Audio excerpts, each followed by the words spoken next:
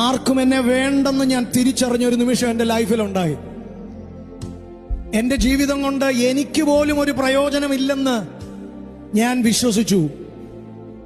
പിശാച് എന്നെ അങ്ങനത്തെ ഒരു സാഹചര്യത്തിലേക്ക് എന്നെ കൊണ്ടുവന്നാക്കിയിട്ട് പറഞ്ഞു, നിന്നെ ഇനി ഒന്നിനും കൊള്ളത്തില്ല, നിന്റെ ലൈഫ് ഇവിടം കൊണ്ട് തീരുക, നീ ഒരു ഭാരമാ, നീ ഒരു ബാധ്യതയാ എന്നൊക്കെ എന്നെ പറഞ്ഞ് തെറ്റിദ്ധരിപ്പിച്ചു, എന്നെ വിശ്വസിപ്പിച്ചു.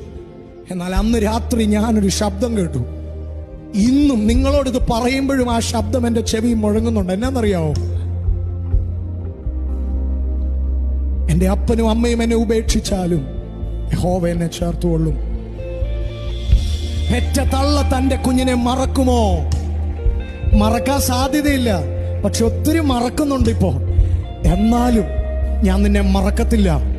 നിന്റെ സാഹചര്യത്തിന്റെ എക്സ്ട്രീമിൽ ചെന്ന് നിന്നിട്ട് യേശു പറയുന്നു, ഇവിടെ നിന്ന് ഞാൻ നിന്നെ പിടിച്ചോളാം, ഇവിടെ നിന്ന് ഞാൻ നിന്റെ കാര്യം നോക്കിക്കോളാം, നീ ആർക്കും ഒരു ബാധ്യതയാകത്തില്ല.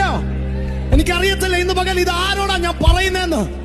എന്നെ കേൾക്കുന്ന യൗവനക്കാരാ, നിന്നോട് ഞാൻ എന്റെ ലൈഫിൽ നിന്ന് പറയുന്നു, നിന്നെ ഒരു ബ്ലെസ്സിംഗ് ആക്കി എന്റെ കർത്താവ് മാറ്റും. നിന്നെ അവഗണിച്ചവരുടെ മുൻപിൽ നിന്നെ പരിഗണിക്കുന്ന ഒരു ദിവസം എന്റെ കർത്താവ് വെച്ചിട്ടുണ്ട്.